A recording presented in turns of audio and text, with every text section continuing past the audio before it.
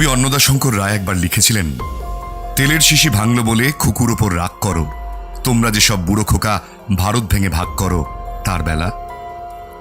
এ প্রশ্নের উত্তর সেদিনও পাওয়া যায়নি, আর আজ কেই বা দেবে এর উত্তর?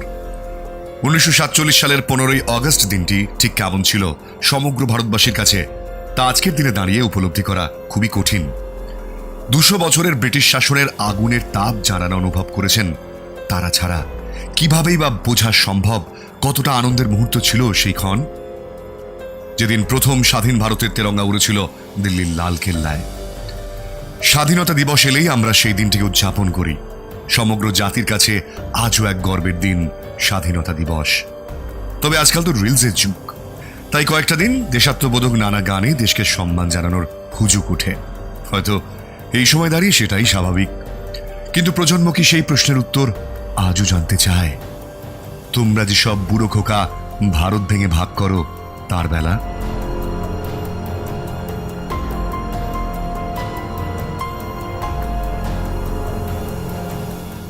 ভারতের স্বাধীনতার এই গর্বের মুহূর্তের সঙ্গে জুড়ে রয়েছে এক কলঙ্কময় অধ্যায়। কারণ 1947-এর 15ই অগস্ট যেমন ছিল গোটা দেশের কাছে বহু প্রতীক্ষার দিন, কিন্তু কিছু মানুষের কাছে ছিল এক আতঙ্কে ভরা অধ্যায়। দেশ স্বাধীনের আনন্দ সেদিন ধুয়ে মুছে গেছিল তাদের কাছে। ভারতকে স্বাধীন করতে যে দীর্ঘ সংগ্রাম করেছিল দেশ, বিশেষ করে বাংলা ও পাঞ্জাব, তাদের উপরেই নেমে এসেছিল মৃত্যুর খাড়া। ভারতের ইতিহাসের এক কলঙ্কময় অধ্যায়। ভারতের স্বাধীনতা দিবস যতবার আসবে তার সঙ্গে সঙ্গেই উচ্চারিত হবে এই অধ্যায়ের প্রসঙ্গ। তা না হলে এই স্বাধীনতা বৃথা মনে হতে পারে। বাংলা পাঞ্জাবকে দু টুকরো করে জন্ম হয়েছিল জিন্নার স্বপ্নের পাকিস্তানের। প্রাণ গিয়েছিল প্রায় 20 লক্ষ মানুষের, বাস্তুহারা হয়েছিলেন কয়েক কোটি মানুষ। নিজের দেশেই পেতে হয়েছিল উদ্বাস্তুর তকমা। তাই আনন্দ উদযাপনের দিনে সেই ইতিহাস যদি ভুলে যাই, তাহলে ইতিহাসকেই হয়তো অপমান করা হয়। সেই লজ্জার ইতিহাসই নতুন প্রজন্মের সামনে তুলে ধরবে আই অ্যাম বোস। উত্তর খুঁজবে কোন পরিস্থিতিতে ভাগ হতে হয়েছিল ভারতকে। একের পর এক হিন্দু মুসলমানের দাঙ্গার মাঝে পড়ে আর কি কোনো পথ ছিল না ব্রিটেনের হাতে? কোন লজ্জার ইতিহাস থেকে নিজেকে বাঁচাতে চেয়েছিলেন লর্ড মাউন্টব্যাটেন? কেনই বা এই বিভাজন মেনে নিল কংগ্রেস, গান্ধী, নেহরুরা? আজ খুঁজব সেই ইতিহাসেরই উত্তর।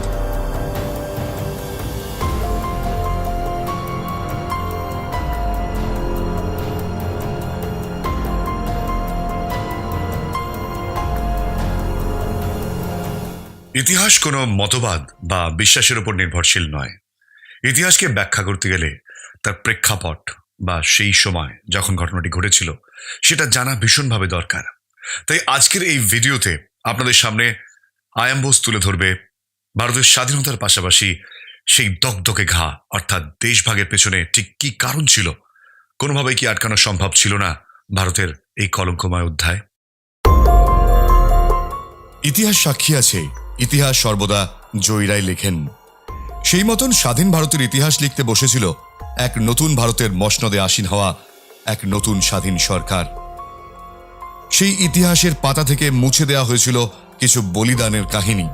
একদিকে ডোমিনিয়ন স্ট্যাটাসের সত্যতাকে অস্বীকার করে স্বাধীনতা ছিনিয়ে আনার দাবি, অন্যদিকে স্বাধীনতার ঠিক আগের রাত 14ই অগস্ট একটি দেশকে দ্বিখণ্ডিত করার সিদ্ধান্ত, লাখো লাখো মানুষের মৃত্যু, সেই দায় থেকে হাত মুছে নেওয়া, সবই ছিল এই ইতিহাসের অংশ। কিন্তু স্বাধীনতার এতগুলো বছর পরও সেই ইতিহাসের আড়ালে উকি মারে দগদগে একটা ঘা, যার নাম দেশভাগ বা পার্টিশন।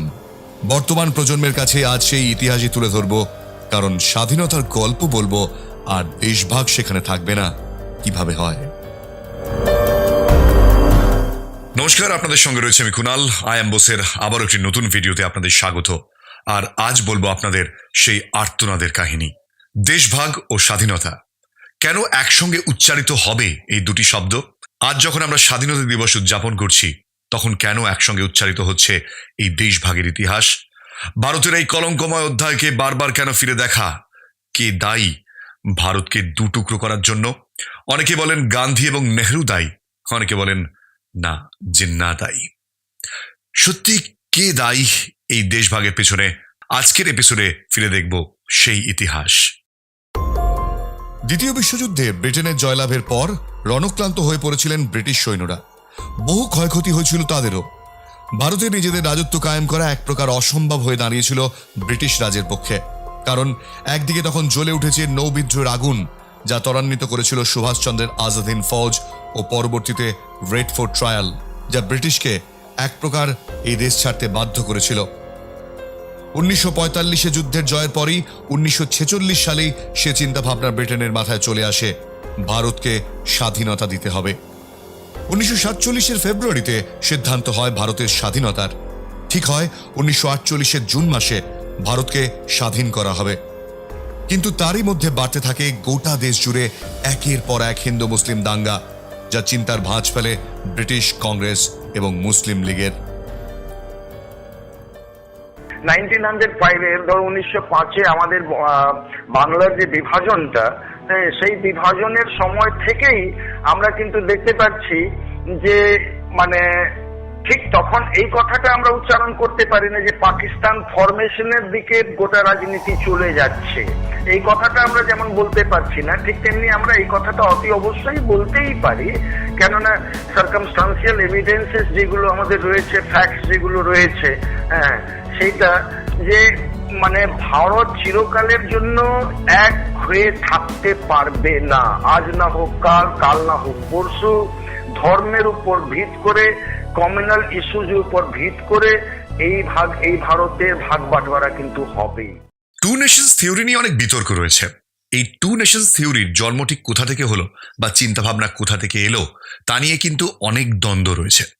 অনেকেই বলেন যে মোহাম্মদ আলী জিন্নার চিন্তাতেই ছিল এই দ্বিজাতি তত্ত্ব। আসলে কি তাই? 1940 সালে কি দ্বিজাতি তত্ত্বর জন্ম হয়েছিল, যেখান থেকে ভারতকে দুটুকরো হয়ে পাকিস্তানের জন্ম হয়েছিল? অনেকেই বলেন টু নেশন থিওরির জন্ম হয়েছিল অনেক আগেই। ভারতের আত্মায় ঢুকে গিয়েছিল হিন্দু মুসলমানের মধ্যে এই দ্বন্দ্ব, যা 1940-এ জন্মগ্রহণ করেনি। টু নেশন থিওরির চিন্তা আসলে অনেক গভীরে, এবং টু নেশন থিওরি 40-এর দশক থেকেই যে শুরু হয়েছে তা নয়। এটা প্রথমে ছিল আমাদের কালচারে। আমরা যদি পিছনের দিকে ফিরে যাই, 19 শতকে সৈয়দ আহমেদ খান, যিনি মূলত বলেছিলেন যে হিন্দু এবং মুসলিম এই দুই জাতি কখনো একসাথে থাকতে পারে না। এবং এখানে একজন থিওডোর বেকের কথা আমি বলবো, যিনি একজন ব্রিটিশ, তিনি সোশ্যাল রিফর্মার হিসাবে তার পরিচয়, যিনি পরবর্তীকালে যে আলিগড় ইউনিভার্সিটি হয় তার মানে আগে তার নাম ছিল মোহামেডান ওরিয়েন্টাল স্টাডিজ, তো সেখানকার তিনি প্রিন্সিপাল ছিলেন। তো থিওডোর বেকেরও বক্তব্য ছিল এটাই, যে এই দুই জাতিকে এক মানে হিসাবে দেখা যায় না, এবং এই দুই জাতির ভিত্তিতে দেশ আলাদা হওয়া প্রয়োজন।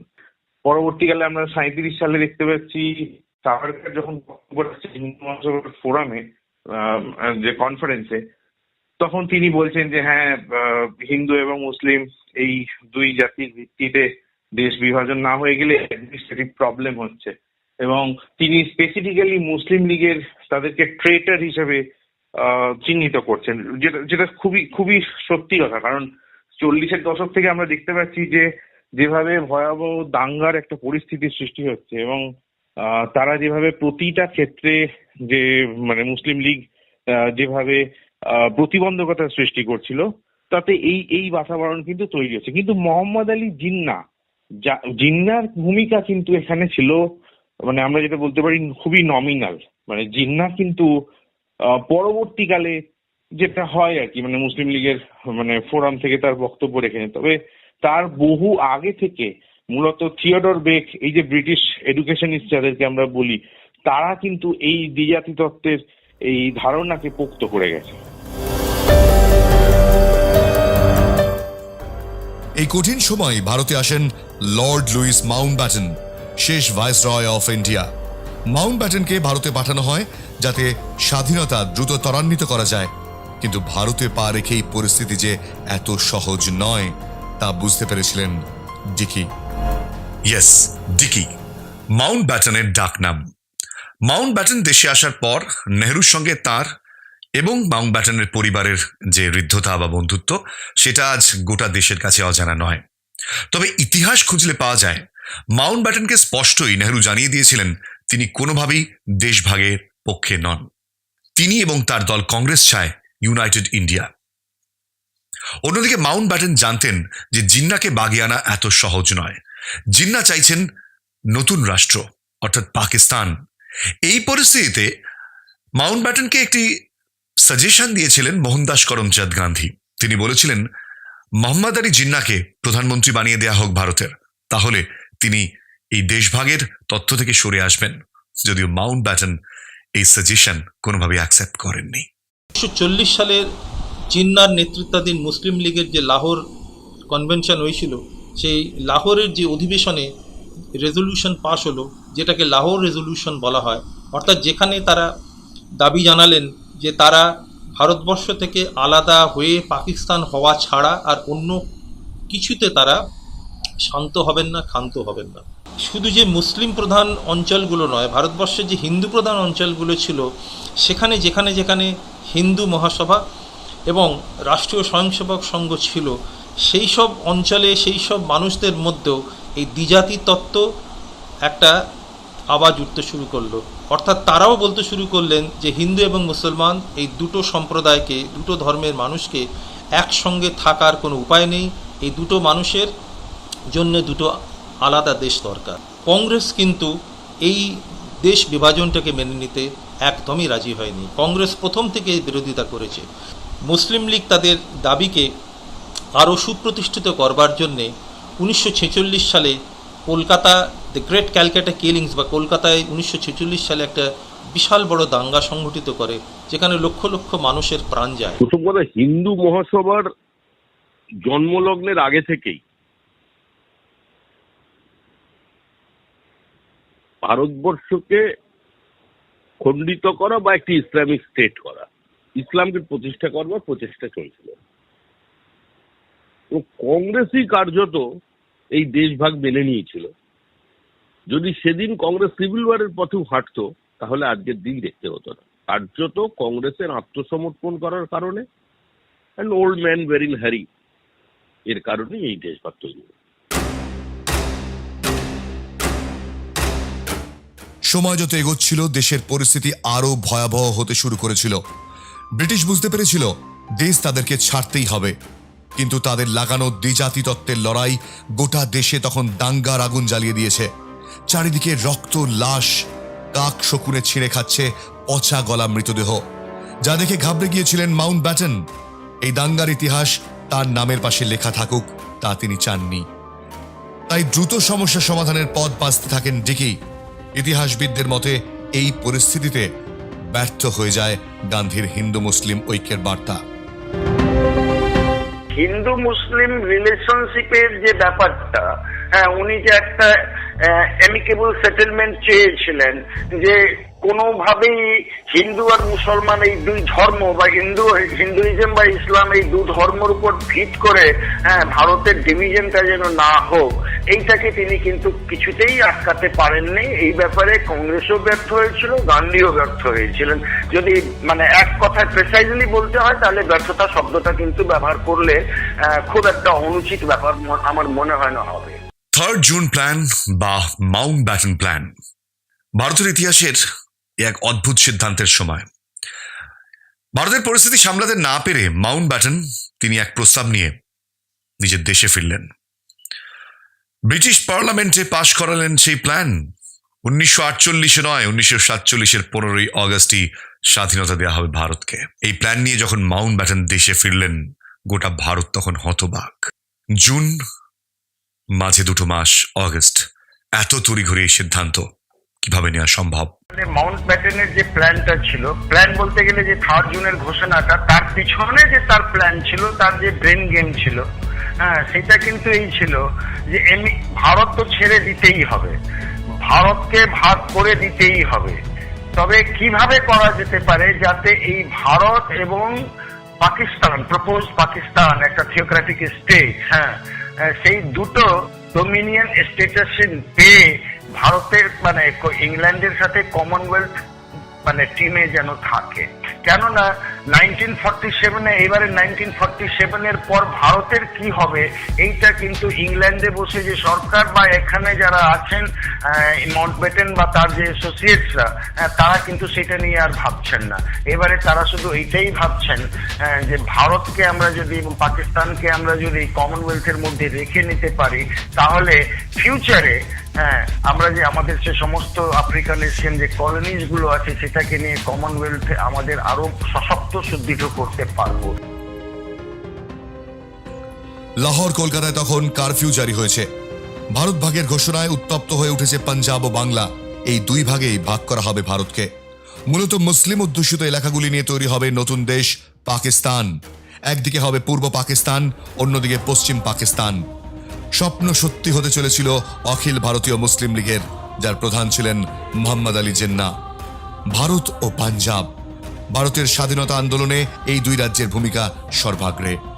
অনেকেই মনে করেন সেই শাস্তি ভোগ করতে হয়েছিল পাঞ্জাব ও বাংলাকে, যদিও এই দু রাজ্যেই মুসলিমদের সংখ্যা ছিল সবচেয়ে বেশি।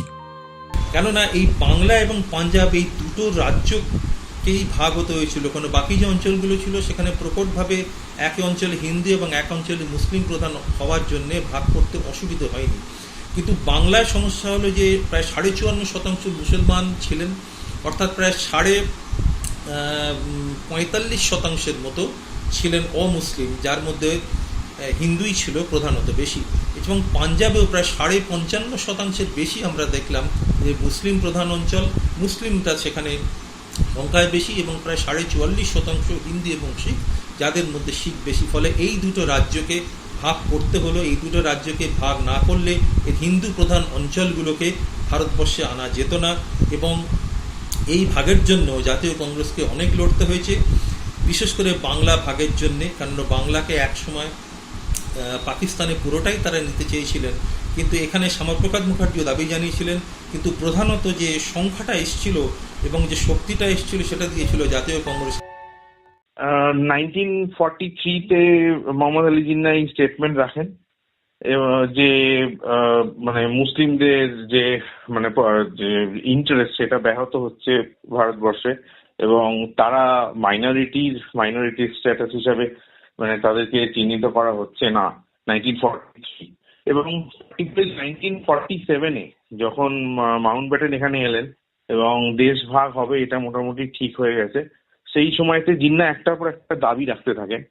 জিন্নাহ বলেন যে এই মুসলিমদের এই ইন্টারেস্টটা বজায় রাখার জন্য যে মানে দুটো পার্ট হবে, যে পাকিস্তানের পশ্চিম পাকিস্তান আর পূর্ব পাকিস্তান, তার মাঝখান দিয়ে একটা করিডর যাবে, প্রায় 800 বর্গ মাইলের একটা এরিয়া যাবে। মানে ভারতবর্ষ শুধু যে মানে পাকিস্তান তৈরি হচ্ছে তা না, যে ভারতবর্ষটুকু থাকছে সেটাকেও দুভাগে ভাগ হয়ে যেতে হবে, একটা উত্তর দিক একটা দক্ষিণ দিক, এবং মাঝখান দিয়ে এই করিডর যাবে।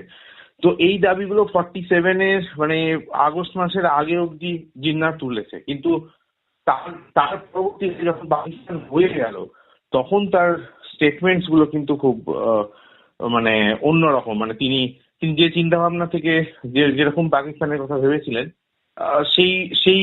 সেই অর্থে কিন্তু সেটা পাননি।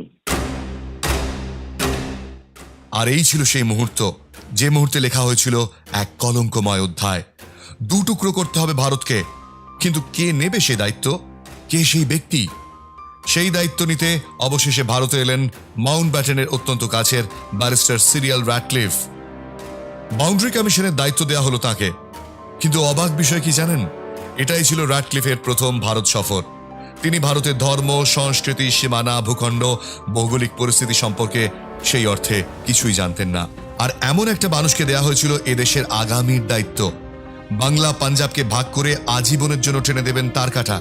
এটাই ছিল র্যাটক্লিফের কাজ। শোনা যায় তাকে দেয়া হয়েছিল ভারতের বহু পুরনো জনগণনার একটি তালিকা। সবকিছু দেখার পর অস্বস্তিতে পড়ে গিয়েছিলেন তিনি, কারণ কোথায় পাহাড়, কোথায় নদী, কোথায় ধানক্ষেত কিছুই জানতেন না র্যাটক্লিফ। কিন্তু তাকে ভাগ করতেই হবে। তার সমস্যার কথা তিনি জানিয়েছিলেন মাউন্টব্যাটেনকে। না, কোনো কথা নয়, দ্রুত টানতে হবে লাইন। কলকাতা আর লাহোর দু প্রান্তে বসে থাকা মানুষজনের মধ্যে তখন উদ্বেগ। কি কোথায় যাবেন কিছুই জানা নেই। কিভাবে দাগ কোথায় টানবেন র্যাটক্লিফ? নিজেদের ভিটে মাটি, পরিবার, সন্তান সন্ততি, গবাদি পশুদের নিয়ে কোথায় উঠবেন? এদেশ কি ছাড়তে হবে? কোথায় যেতে হবে এই উদ্বেগে তখন দিন কাটাচ্ছেন বহু মানুষ। অবশেষে র্যাডক্লিফ টানলেন সেই লাইন, আলাদা হয়ে গেল ভারত ও পাকিস্তান। একদিকে পূর্ব পাকিস্তান, অন্যদিকে পশ্চিম পাকিস্তান, মাঝখানে ভারত। সেদিন এমনই অবিবেচকের মতন সিদ্ধান্ত নিয়েছিল ব্রিটিশ সরকার।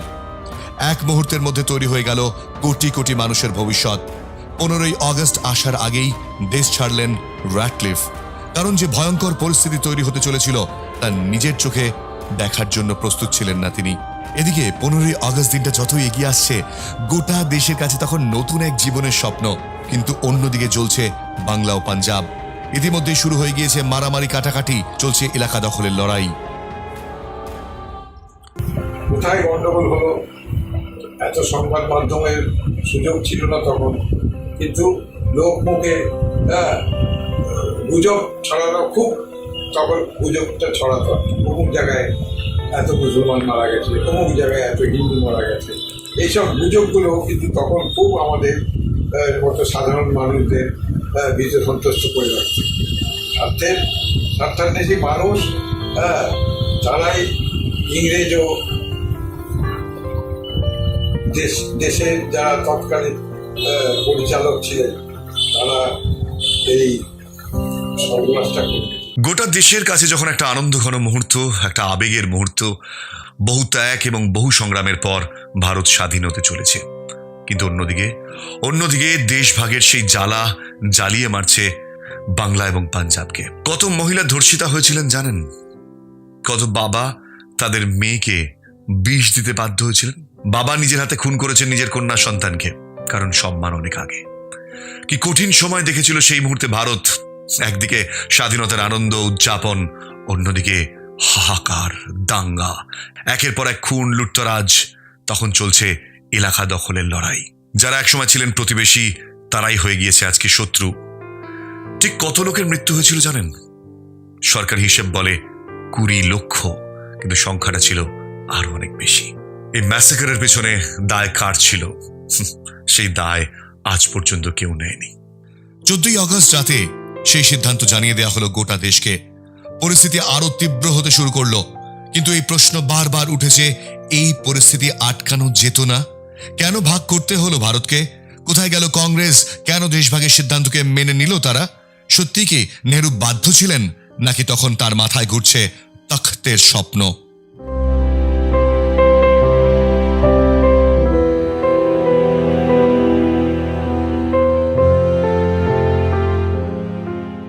তাহলে নেহেরু প্রাইভেটলি কিন্তু এটা অ্যাকসেপ্ট করলেন যে আমরা এটাকে মানে we were in heist, we were tired, এই যে এত হিংসা, এত রক্তপাত, এই নিয়ে আমাদের সমস্যা ছিল, আমরা পেরে উঠতে পারছিলাম না।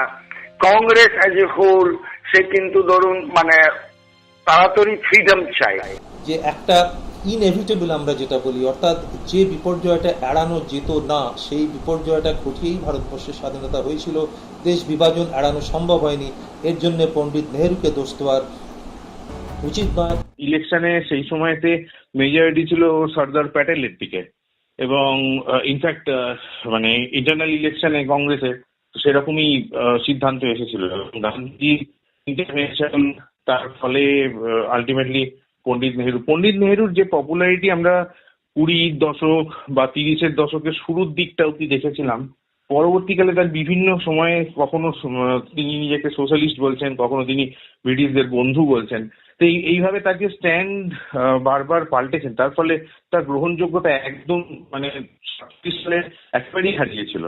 তো সেই দিক থেকে, এবং ইলেকশনও তিনি হেরেছিলেন ইন্টারনাল ইলেকশনে, তো সেই দিক থেকে অনেক স্ট্রং কন্টেন্ডার ছিলেন সর্দার প্যাটেল। তো সেই জন্য তিনি অনেক বেশি মনোযোগ করেছিলেন কিভাবে নিজের প্রাইম মিনিস্টার হওয়াটাকে এনশিওর করা যায়। গান্ধীজি কি চেয়েছিলেন এই বিভাজন? না, তিনি চাননি। কিন্তু তিনি যে মানসিকতা নিয়ে বসেছিলেন তা ছিল কাল্পনিক। হিন্দু মুসলমানের মধ্যে এই যে ঐক্যের বার্তা, ভাই ভাইয়ের বার্তা, তা এই একের পর এক দাঙ্গার ছবিতেই স্পষ্ট ছিল যে তা ভেঙে পড়েছিল। ব্রিটিশের নির্দেশে বাংলার পরিস্থিতি সামাল দেওয়ার জন্য সোহরাওয়ার্দীকে নিয়ে গান্ধী এসেছিলেন বাংলাতে। তার সঙ্গে সোহরাওয়ার্দীকে দেখার পর পরিস্থিতি আরো বিগড়ে যায়। গান্ধীজি দেশভাগের সেই কঠিন পরিস্থিতিতে এসেছিলেন কলকাতায়। বেলেঘাটার আশ্রমে তখন তিনি মৌনব্রত। আর একটাই কথা তিনি আওড়াচ্ছেন, ইস, আজ যদি আমার সুভাষ থাকতো। ঠিকই, ভারতের এই কঠিন সময় গোটা দেশ সুভাষচন্দ্রের অনুপস্থিতি বারবার মিস করেছিল। তিনি থাকলে সত্যি কি এমন পরিস্থিতি তৈরি হতো? The freedom at midnight. রাতের অন্ধকার কাটিয়ে নতুন সূর্য উঠছে ভারতের। লক্ষ লক্ষ শহীদের বলিদান এদেশ আজ স্বাধীনতা পেতে চলেছে। কতদিনের এই প্রতীক্ষার ফসল। 200 বছর ব্রিটিশের দাসত্ব সয়েছে ভারত। আর আজ সেই দিন, সেই বহু প্রতীক্ষিত দিন, 15ই আগস্ট 1947 সাল। স্বাধীন হলো ভারতবর্ষ। বিভিন্ন গ্রামে শহরে উদযাপন শুরু হয়ে গিয়েছে। আর অন্যদিকে গত রাতেই একটি দেশকে ভেঙে তৈরি হয়েছে আরো একটি নতুন দেশ, পাকিস্তান। একদিকে যখন স্বাধীনতার আনন্দে উত্তাল, তখন কিছু মানুষ অন্ধকারে প্রাণ বাঁচিয়ে খুঁজে বেড়াচ্ছেন নিজেদের পরিচয়, একটু আস্তানা, তাদের দেশ।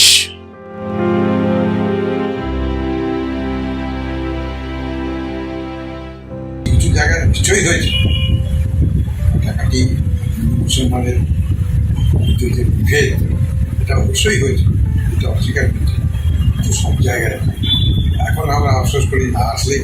কিন্তু আমাদের এই অঞ্চলে রংপুরে কোনো রকম কোনো কিছু, কোনো ঘটনাই ঘটেনি যেটা উল্লেখযোগ্য, স্বাভাবিক হয়েছে। আসার সময় মনে আছে আমার বাবাকে, কাকাকে মুসলমানরা খুব হাত জোর করে বিনয় করে বলছিল, আপনারা যাবেন না,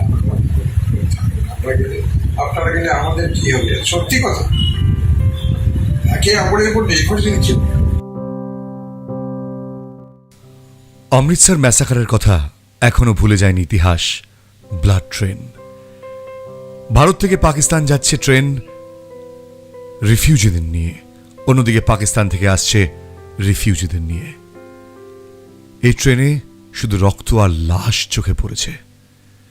কত কষ্ট করেছে মানুষ এই স্বাধীনতা পাওয়ার জন্য, তার অন্যতম উদাহরণ এই দেশভাগ।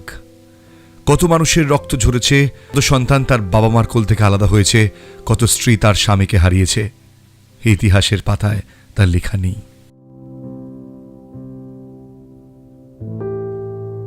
কাকা রংপুরে একটা স্কুলে মাস্টারি করতেন, তিনি এখানে এসে চারদিকে হন্যে হয়ে ঘুরে বেড়াচ্ছেন, কোথাও কোনো চাকরির কোনো রকম সুবিধা পাচ্ছেন না। তো উনি হাওড়ার অঞ্চলের ওদিকে একটা জায়গায় একটা চাকরির সন্ধান পেয়ে ওখানে ইন্টারভিউয়ের মতন দিয়ে যাওয়ার জন্য প্রস্তুতি নিলেন। সঙ্গে আমাদের দুই ভাইকে নিয়ে যেতে যেতে হঠাৎ সবাই দেখি নাকে চাপা দিয়ে বসে আছে। তখন আমাকেও সবাই বললো, কাকাও বললেন, চন্দন শিগগিরি নাক চাপাবো, নাক চাপাবো। নাক চাপা দিলাম, ভালো লাগছে না। আমার তোমার কি হলো, দুর্গন্ধ বেশি আসছে, দুপাশে মৃত সব পড়ে আছে, বহুদিনের মৃত, তাদের পচে গলে গেছে। বিভাজনের এই কলঙ্কময় অধ্যায় নিয়ে আজীবন প্রশ্ন উঠবে, কারণ এই একটি সিদ্ধান্ত সেদিন 20 লক্ষ মানুষের প্রাণ কেড়ে নিয়েছিল। 1.5 কোটি মানুষ উদ্বাস্তু তকমা নিয়ে গৃহহীন হয়ে পড়েছিলেন। কিন্তু পরিস্থিতি কিন্তু ভারতের মানে পূর্ণ স্বাধীনতার জন্য অনুকূল ছিল। তার কারণ দ্বিতীয় বিশ্বযুদ্ধে আমরা দেখেছি যে পরেও মানে উইনস্টন চার্চিল ক্ষমতাচ্যুত হয় এবং সেখানে লেবার গভর্নমেন্ট আসে, কিন্তু তার সঙ্গে বন্ধুত্বের সম্পর্ক ছিল ভারতের এইসব নেতৃবর্গের। কিন্তু এই বেসিক্যালি বলতে গেলে এইভাবে ঠিক কোনো একজন ফিগারকে দায়ী করা যায় না। পরিস্থিতি তো ডেফিনেটলি এরকম একটা মানে এই পার্টিশনের জন্ম দিয়েছে, এবং তার থেকেও বড় কথা যারা নেতৃবর্গ বলে সেই সময় ছিলেন তারা ছিলেন ইনকেপেবল, যে কথাটা ডক্টর লোহিয়া তার এই বইতে বলছেন, guilty man of India's partition. Guilty man of India's partition এই একটা বই ডক্টর রাম মনোহর লোহিয়া লিখেছেন, এবং এই বইটাই একমাত্র বই যেখানে ভারত বিভাগের সময় প্রত্যেকের এক্স্যাক্টলি কি রোল ছিল সেটা সম্পর্কে ডক্টর লোহিয়া বলেছেন। এবং সেখানে তিনি পণ্ডিত নেহেরুর কথা তো বলেছেন, বাট পণ্ডিত নেহেরুকে তিনি হেল্পলেস একটা ফিগার হিসেবে বলছেন। আপনি একজনকে, কোনো পলিটিশিয়ান বা কোনো পলিটিক্যাল পার্টি একজনকে দায়ী করতে পারে, কিন্তু ইতিহাসের ছাত্র হিসাবে আমরা কোনো একটা দল বা কোনো একটা ব্যক্তিকে দায়ী করতে পারি না। এবং এটা ছিল একটা অ্যাকশন রিয়াকশন চেইন রিয়াকশনের প্রসেস। যদি আমরা ভুল বলি তাকে, যে ভুলটাকে শুধরে নেওয়ার হয়তো একটা সুযোগ আগে ছিল, কিন্তু তখন হয়তো সেই পদক্ষেপ বিভিন্ন রাজনৈতিক দল সেই রকম ভাবে হয়তো নেননি। ভুলগুলো কিন্তু আগে থেকেই হয়েছে এবং সেটাকেও এখন আমরা বছর পরে তার পোস্টমর্টম করতে যখন বসছি তখন সেটাকে ভুল মনে করছি। আবার সেটাকে যে সবাই ভুল মনে করছে তা নয়, যেটা আমার কাছে একটা ভুল হতে পারে সেটা আর একটা গোষ্ঠীর কাছে সেটা সঠিক মনে হতে পারে। দেশভাগের একাধিক কারণ ছিল, আর এই ঘটনার জন্য কোনো বিশেষ ব্যক্তি বা দল দায়ী নয়। আমার মতে দেশভাগের কারণগুলি সমষ্টিগতভাবে একাধিক কারণের ফলস্বরূপ। ভারত সেদিনকে পূর্ণ স্বরাজ পায়নি, ডোমিনিয়ন স্টেটাস পেয়েছিল, অর্থাৎ কমনওয়েলথের সদস্য আজও আমরা। ভারতের স্বাধীনতা নিয়ে অনেক প্রশ্ন উঠতে পারে, কিন্তু একটা জিনিস মাথায় রাখবেন, এই ভারতের স্বাধীনতার পিছনে ছিল লাখো শহীদের বলিদান। নেতাজি সুভাষচন্দ্র বসু এবং তার আজাদ হিন্দ ফৌজ না থাকলে ভারত হয়তো এত দ্রুত স্বাধীন হতো না। এবং অবশ্যই দ্বিতীয় বিশ্বযুদ্ধের প্রেক্ষাপট একটা বড় কারণ ছিল। কিন্তু তার সঙ্গে সঙ্গেই আজকের এপিসোডে যে পর্বটি নিয়ে আলোচনা করলাম তা হলো দেশভাগ। বিভাজনের এই ইতিহাসে সত্যি কি কেউ দায়ী, সত্যি কি কেউ বা কারা দায়ী? এই প্রশ্ন যখন উঠে আসে, আমি ইতিহাসকে নিজের ব্যক্তিগত চিন্তাধারা বা কোনো রাগ বা ক্ষোভ থেকে ব্যাখ্যা করতে পারি না। ইতিহাস সর্বদাই সময় এবং পরিস্থিতি এবং প্রেক্ষাপটের উপর নির্ভরশীল। তারও কিছু সত্যি রয়েছে। আজকের ভিডিওতে সেগুলি তুলে ধরার চেষ্টা করলাম, যেখান থেকে একটা বিষয় পরিষ্কার, হ্যাঁ, ভারতের এই পরিস্থিতি সামাল দেওয়া সেই সময় ব্রিটিশ রাজের পক্ষে এক প্রকার অসম্ভব ছিল। দেশভাগ কোথাও যেন ভারতের ইতিহাসে বা ভারতের আগামীর লিখনে লেখা হয়ে গিয়েছিল। কংগ্রেসের ভূমিকা সেখানে কোথাও কি নেগেটিভ ছিল? এটা ঠিক, কংগ্রেস চেষ্টা করেছিল, কিন্তু তার থেকেও অনেক বড় ছিল সেই সময় ভারতের স্বাধীনতা এবং ভারতের তাখত অর্থাৎ প্রধানমন্ত্রীর মসনদ। নেহরু বুঝেছিলেন সবকিছু শেষে যখন পরিস্থিতি সামাল দেওয়া সম্ভব নয়, তখন আপাতত এই স্বাধীনতাকে অ্যাকসেপ্ট করো, এবং তিনি ভারতের প্রধানমন্ত্রী হচ্ছেন। এটাই ছিল তার কাছে অনেক বেশি গুরুত্বপূর্ণ মুহূর্ত। এই আনন্দ মুহূর্তে যেসব মানুষ প্রাণ দিয়েছিলেন সেই সংখ্যাটা নেহাতি কম ছিল না। তার বিচার আজও তারা পাননি। ভারত তো স্বাধীন হয়েছিল, লাখো শহীদ প্রাণ দিয়েছিল, তার সঙ্গে সঙ্গে প্রাণ দিয়েছিলেন বহু মানুষ যারা এক স্বাধীন ভারতের স্বপ্ন দেখেছিলেন। আরো একবার সেই ইতিহাসকে ফিরে দেখা আই এম বোসের এই ভিডিওর মাধ্যমে। যদি ভালো লাগে প্লিজ শেয়ার করবেন, আর যদি ভালো না লাগে শুধু এটুকু মাথায় রাখবেন, আমি কাউকে তুষ্ট করার জন্য ভিডিও বানাই না। Thank you so much. I am Bose আপনাদের সঙ্গে রয়েছে, নানা ইতিহাস আগামী দিনে এইভাবেই তুলে ধরবে। সঙ্গে থাকুন এবং প্লিজ সাবস্ক্রাইব না করে যাবেন না, কারণ সাবস্ক্রাইব করতে আপনাদের কোনো খরচ হয় না, কিন্তু আমাদের অনেক উপকার হয়। আবারও দেখা হবে নতুন একটা ভিডিওতে। আপাতত এখানে শেষ করছি।